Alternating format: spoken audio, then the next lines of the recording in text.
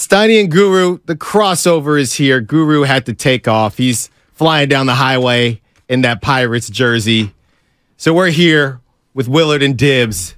It's me by my lonesome, and I'm trying to defend myself already. Boy, here we go. No, because you come in. I'm fighting for my life. No, you come in.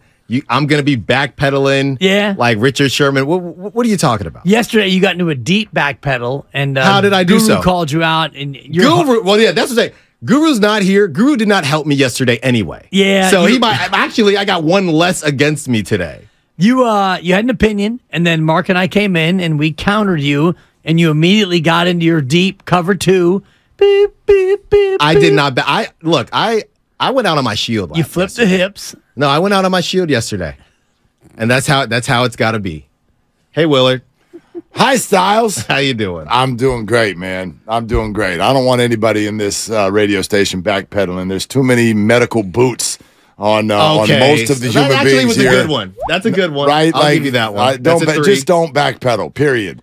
I'm watching every single human being in here limp to the bathroom during every commercial break, and we don't need any can you add some backpedaling. more time on that break? Just Seriously. walk forward in a single file line, please. Yeah. Period. I hear you on that. So All we were right. having a conversation before the break about bust, and if there's a different word for bust, because Jameis Winston got thrown out, and a lot of people on the Xfinity mobile text line and on the YouTube powered by First NorCal Credit Union were saying that Jameis Winston is not a bust. And I said, okay, well, there was a lot of hype for Jameis Winston. He was a number one overall pick. If he's not a bust, what do you call it? And we landed on, John? Underachieved. Okay. Or disappointment. Disappointment. Or disappointment. Disappointment was what I was predicting you were going to say. Yeah. I totally feel where that conversation is, because there's two ways to look at it. Trey Lance is not a bust. And that's how it started. Peter King saying might be out the league in 5 years. And that's a whole different ball of wax. But Trey Lance, the human being, the football player, it is A, way too early, and B, I just don't like it. I don't like using that word on people who do things the right way. Yeah. Okay? Now, if you're picked number one overall, like Ryan Leaf, okay, number 2 overall, that's a bust. Right. And maybe the biggest bust of all time. And the reason that's different, even if Trey Lance never becomes a starter, is because Ryan didn't do things the right way. Ryan ended up in jail. Right. Okay, Trey Lance is never going to end up in jail. Yeah. Trey is smart. He's nice. He's a good teammate. He's doing all of the things that are in his power to become a good quarterback. Now, the pick is kind of a bust. And that, for me, is just about ROI. Yeah. It's about return on an investment. And if you use 3 years of first-round capital and you have someone you're not even planning to use, it's a bust of a pick. Yeah. That's the way I look at it. Yeah. No, I agree. I like what you said. That's the way I look at it. It's bending the rules a little bit, but I'll allow it. It's just looking at it through the spectrum of the player or the team. Mm-hmm. The player is not a bust. Yeah. Especially because there's time left to go. And so that return on investment can switch. So it can Jameis, change. what is Jameis to you? Jameis Winston was a bust from Jameis is not a bust in that he's still playing. He's still a starting quarterback in the NFL. But he was a bust for the Bucs. For the first overall pick, that this is what you got. That was a bust of a pick. And we talked about this on our show. Most of the times, the teams that have high picks who pick quarterbacks, those quarterbacks turn out to be a bust because a lot of those teams, they stink. And that's just the way that goes. Like Trevor Lawrence, not a bust because their team got better. But wouldn't you argue that he had a big hand in making them better? Yes, but right? he is the exception. He's not the rule. Well, if you want to go through the history of quarterbacks who are taken in the top 5, top 8, top 10, a lot of those quarterbacks turn out to be busts because the teams they join are terrible. And a lot of times teams that are bad for a number of reasons. And the biggest reason is because the ownership or the GM or the coach or all the above are bad at their job. So, Dibs, is Jamarcus Russell a bust? Yes. Of course. Absolutely. Of course. And Was that not a... To me, the way you measure a bust is if you fail once and then you fail twice. That's when you become a bust. So Trey Lance right now, if he fails, quote unquote, here with the Niners, which whatever. We can blame Shanahan. We can blame injury. We can blame whatever we want to blame. No. We're not playing the blame game yet. But if Trey Lance goes on to play somewhere else and he doesn't do anything somewhere else, then he becomes a bust. James Wiseman is about a year and a half or 2 years away from being a bust. If he goes to Detroit and he's their 10th man and Detroit's terrible, then James Wiseman becomes a bust. But that defines my point. Wiseman is the greatest example. If James Wiseman is not yet a bust, and I agree with you. He's not. But the pick totally was for the Warriors. Like, done.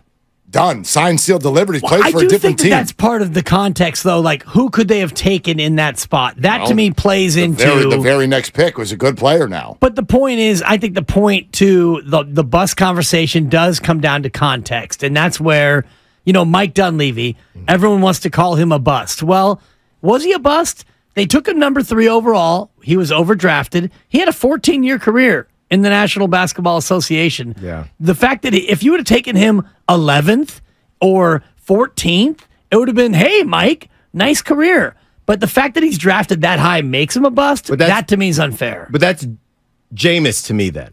Because you know what I mean? Yeah, that's what, to me, I don't know how you separate this from being two different things. That's the point. There's Mike Dunleavy Jr., Reggie Bush. Was Reggie Bush a bust?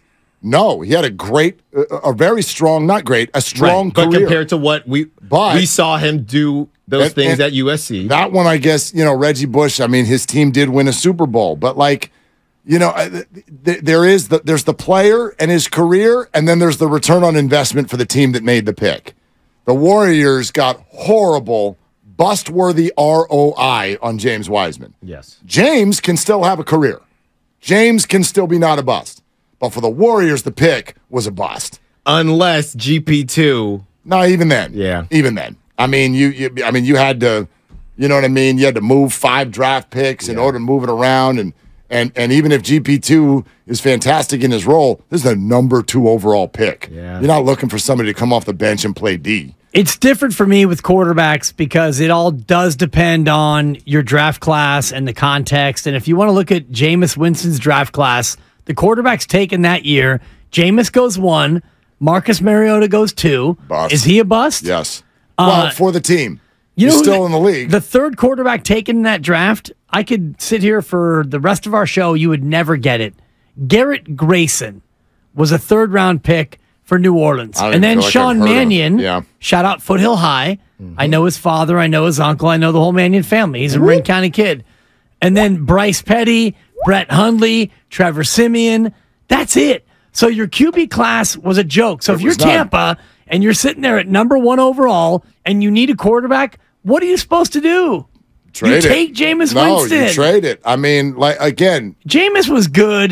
There's no arguing their concept, but I will still argue that they did not get their ROI. And if there were no good quarterbacks that year, sorry, bad ROI. You had the number 1 overall pick in the draft. If you do not get someone like Joe Burrow was, that's the best current example in the NFL of what a number 1 overall pick quarterback can do, which is come in and make Trevor Lawrence is a good comp, Trevor Lawrence, sure. We're a little bit further down the road with Joe. Yep. But these are organizations that were not winning. They've had a hard time, and those picks came in and changed the damn narrative right away. That's ROI. And but you get Bucs lucky when you get the number 1 overall, and there happens to be a quarterback who is good enough. And that's where, to go back to Trey Lance, did the 49ers have an ability to get a better quarterback at number 3 than Trey Lance? And you could say probably yes. And I know you love Justin Fields. Right. You can say technically we still don't know. You got a crush on Justin Fields. No. It's a man crush. I thought he was going to be a good player. And you still do? Well, you love Fields. This is the fun question for 49er fans as you sit here today. Talk to me, Mark. Justin Fields or Brock Purdy? Who would you rather have? 888-957-9570. Well, now I'm going to get in trouble again. Well, because of course I'm going to say Justin Fields. Why? I'll back that. Why, of course?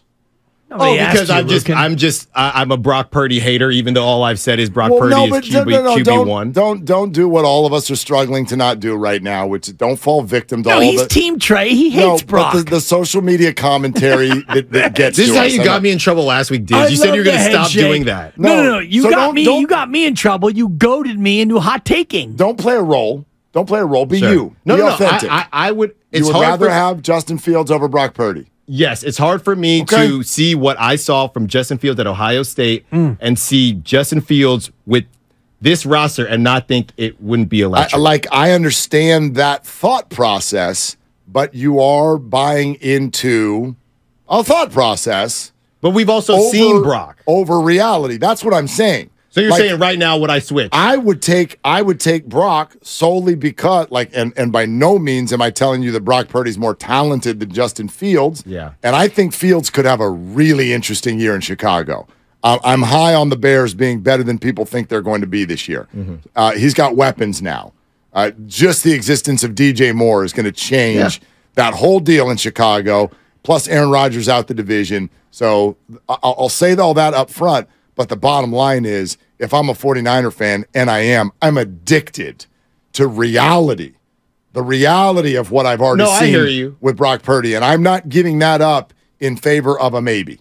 No, I hear you on that. But I'm just not. I would just from what I've seen and from what I believe this offense to be, on top of the threat of Justin Fields with his legs, I think that Brock might be a better fit, and we've seen that fit, but I don't believe that the Justin Fields arm talent that we saw at Ohio State, it's just hard for me to believe that Justin Fields can't do what Brock Purdy was doing. But it's interesting you call it arm talent, because actually the question, maybe the only question left we've got about Justin Fields is, can you consistently complete passes in the NFL? James Jones, we haven't seen it. They were just having this conversation. They were just having this conversation. Well, if he had... Who is he throwing to? And you're right. I literally just made this point. But we still have to see it. Sure. There's always a list of things that we think are going to happen. No, I agree. And then they don't. So I wouldn't take that risk. I don't fault anybody who would. I totally get it. You want to fall in love with the athleticism of Justin Fields? I get it. I super understand it. It's a hard question. But it's year 3, and we haven't seen him complete passes in the NFL. What do you consistently? So would you not even would you not even think about what Justin Fields would look like on the Niners? Oh, it's tantalizing.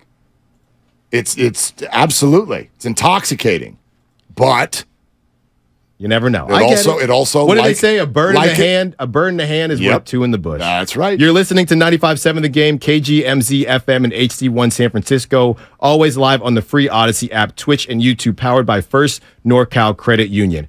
Here's the thing, because when you've only seen so much of a player, right? We've only seen Brock be really good. Okay, let's say, would your thought process change if Brock was basically the same guy? All right, Justin Fields takes another step. He has weapons now, and the Niners don't win the whole thing. Like I guess my question is, how much of the Brock Purdy is your guy, you got to rock with him based on what we've seen, how much of that is based on we really think the Niners are going to win the Super Bowl this year? I'm never a championship or bust thought process. I don't there's just too many variables. There's too many factors. I'm saying we see. But if you your premise is that Brock Purdy does the same thing this year that he did last year, I have a hard time believing the 49ers won't be the 1 seed. I'll say it that way. I have a hard time. He never lost a game, and their division stinks. I don't Philadelphia's in a way harder division. If he plays 17 games like he played last year, the Niners are going to win 14 of them. I agree. So now take the playoffs one day. You know what I mean? Something could go wrong. Somebody could, I don't know, have their arm fall off. Oh, man. In the middle of a playoff game. But I have a hard time believing that if he does that for 17 games, the Niners are going to win almost all of them. So when you say that you would rock with Brock, you're a Brock star. You are a Brock star, by the way. I like Brock Big Purdy. time. You're a Brock Big star. time. Yeah. And you know what? I don't know why the hell you wouldn't. Look, Brock's a bit undersized. I'm undersized. He's been an underdog. I'm a Brock guy. I like You lost a ligament. Guy. He lost a ligament. We're trading ligaments. He lost a tendon, not a ligament. Doc Pandia comes up at 4 o'clock. Thank you, Doc. Come on, if anybody's in the room. Get medically accurate. That's a negative two. On a Doc Pandia day, let's make sure we stay accurate here. Accuracy was never my thing. Ligaments, tendons. It's Brock Purdy's thing. It's like Republicans and Democrats. How much totally is it? different. How much is it? Thank you. When you say, okay, I would rock with Brock over Justin Fields. How much is it Brock and it's hard to separate it, Brock is a quarterback and Brock on this Niner team operating this offense? To me, it's the latter. It's completely the latter, and it's the latter only. But people find that disrespectful. I don't find it disrespectful at all, and this is what Mark and I have had a discussion about ad nauseum, and I don't think that the Niner quarterback is as important. Justin Fields is more important to the Bears than Brock Purdy is to the Niners. And Kyle doesn't like hero ball, by the way. He doesn't like that. No, and so that's why I would take Brock Purdy over Justin Fields all day, every day, and twice on Sunday, because Kyle Shanahan doesn't like hero ball, and Justin Fields, and maybe if he were here, he wouldn't have to play hero ball, but he does in Chicago, or so far he has had to in Chicago. Brock Purdy is very good at what Kyle wants, which is get the ball and run the play. Justin Fields is good at get the ball, and the play stinks, and now I'm going to make a play because I'm the best athlete on the field. Part of this is definitely the way that I just approach things. It's very much, if it ain't broke, don't fix it. For instance, if I had ever ended up on Who Wants to Be a Millionaire, right? If I never would have won the $1 million. I watched the reruns. Because I'd have tapped the hell out once you got me into six figures. Because you got 500 grand. Do you want to risk it? No, I don't. I got 500 grand. So if Brock Purdy is the 500 grand and Fields could be $1 million, but he could be bankrupt, I'm not taking that chance. Give me the 500 grand because I think that's enough. I'm just closing my eyes here, though, Willard, and I'm imagining the throws that Brock is making, and I just don't. The Trey thing, I'm with you. I didn't know anything about Trey Lance, and I know there's a big difference between the college and NFL. But I'm just closing my eyes thinking, what is there right now that Brock Purdy can do that I'm not sure that would give me cause to pause on Justin Fields doing? I could absolutely name a bunch of plays. Yeah, decisions. First and foremost. Decisions. Yeah. And please do not make that about intelligence, because there's nobody more. And I'm not saying you. Anyway, there's nothing. Or about race for all the race faders out there. This is not about. I was not even going to go down that. that. I know I'm not pointing that your way. But plenty of the only one in here to weigh in, Alan, on all of that. Anytime you're anti-Trey or Justin or anybody else or Jalen. I don't care about any of that. Just give me what you're talking about. Nobody's more intelligent than Trey Lance. I still think it's why the 49ers picked him, because of his intelligence in the room. But the bottom line is it's not just intelligence. It's not an IQ test. Quarterbacking, this is why I don't fall in love with, oh my gosh, he's got that arm. Great. You can have the arm, you can have the legs, you can have the brain, you can have all of that. But how do you process and decide? Quarterbacking to me is the decision followed by the accuracy. So are you saying that you don't think Justin Fields can do that? I don't know if he can. You're just saying you don't know. I don't know if he can, and I know Brock can. So what you're essentially asking me is, do you trade someone who you know can do it for someone who you think might be able to do it a touch better? Which is like, no, that's not a trade I'm going to make. You might be right. You might be able to decide things and process things just like Brock with a better arm and better legs. You might be able to. But if you can't process it as well as Brock, then you just made a bad choice. And I'm not willing to risk that, because the 49ers have a quarterback who's never lost a football game. Yeah.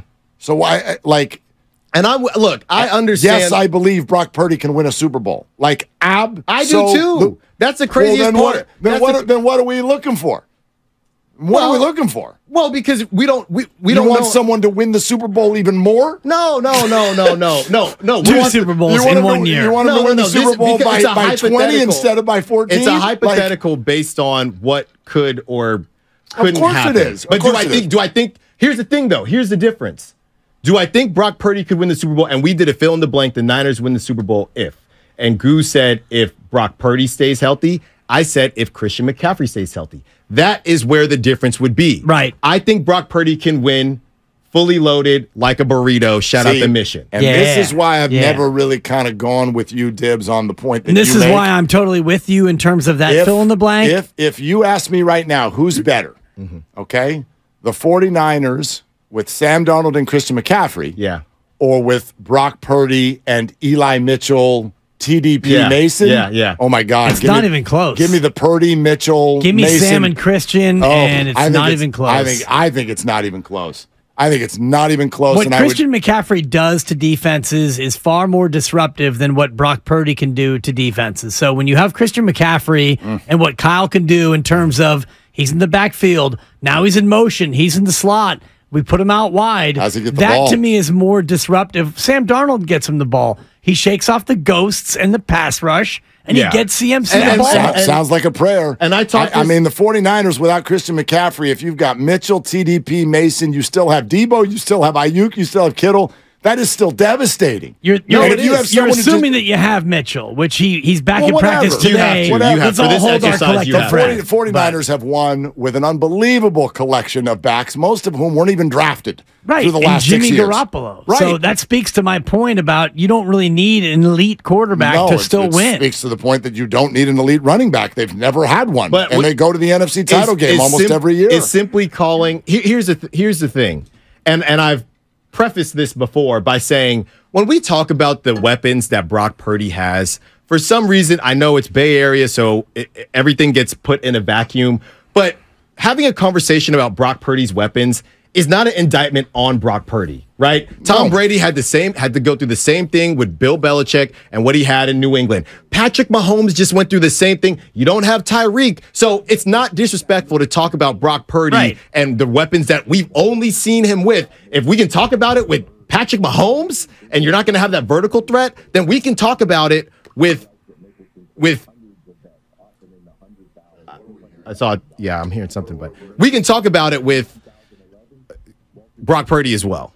Yeah, exactly. If you want to take Nick Mullins or C.J. Beathard, for example, with this team right now, they're going to play better than they did when they had Kendrick Bourne and, I'd have to strain my brain to go back and remember all the other receivers and the running backs they had. It's a different group. So any quarterback will look better with a better chance. Thank you, Richie James, with a better cadre of weapons. That's to be sure. Yeah. No, I agree. And I just ultimately, it's just a fun conversation, right? There's nothing else to really take from it. But Brock Purdy, I think that the clock starts now. It's not an indictment on Brock Purdy, but me personally, for me, I'm never going to.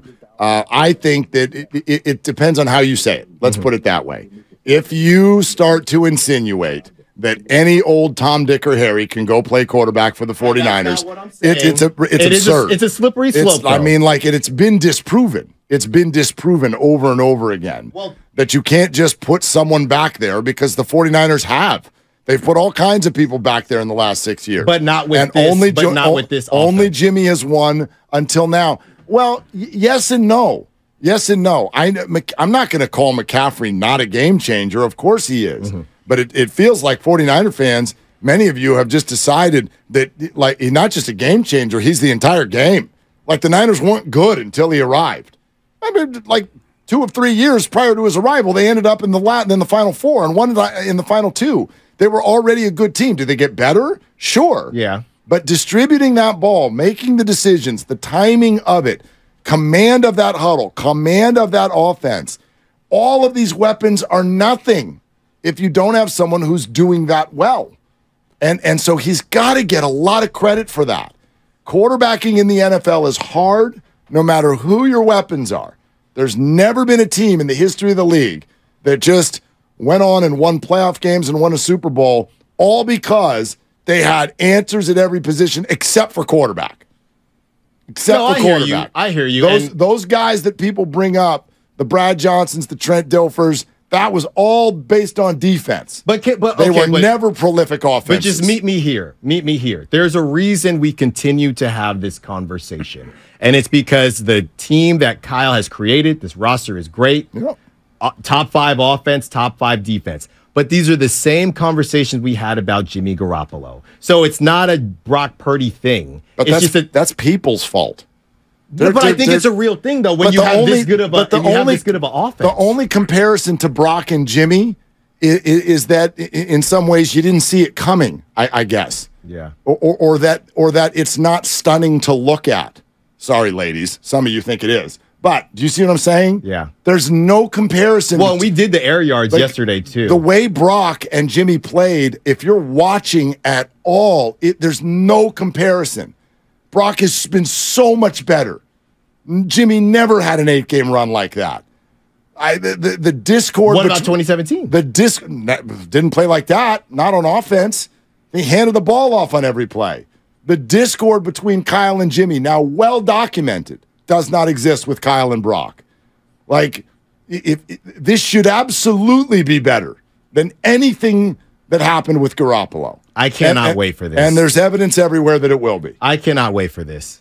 Because there's evidence everywhere that it has been. Yeah. There's no evidence that it will be. There's hope that it will be. Well, there's evidence that it has been so far, but I don't know. And again, you talked about this before. I'd argue about back on sample size. What like evidence is you there can't that it won't judge be? Trey Lance based on his sample size, so we can't judge Brock Purdy on his sample size. Who said you can't judge either? You said that. When? You said that you can't. That. You can't look at Trey Lance. You said you can't look at Brock Purdy after 8 games and make a definitive statement about what he has done. Right. So at the same time, definitive. I don't think you can look at what he's done and automatically expect him to do that again. Well, I didn't say anything into definitive. This year. I didn't say anything definitive. Yeah. I said that there's evidence. In fact, there's evidence of what he's done. There's none to the opposite. Right. Like those of you expecting Brock Purdy to not look good, you have none evidence. If you were in court. But who's out there who doesn't think Brock Purdy will look Oh, my gosh. No, Willard. Not look good. Brother. Not look good, Willard. Brother. I think you're blowing it up a little I bit. know how much you're on social media. Look good, and Willard. If you think that there are not a bucket of people, whether it's that they're rooting against Brock in favor of Trey. That's a different conversation, though. Or if you think there aren't a bucket of people who think this is a fake bubble that's about to burst because defensive coordinators now have tape.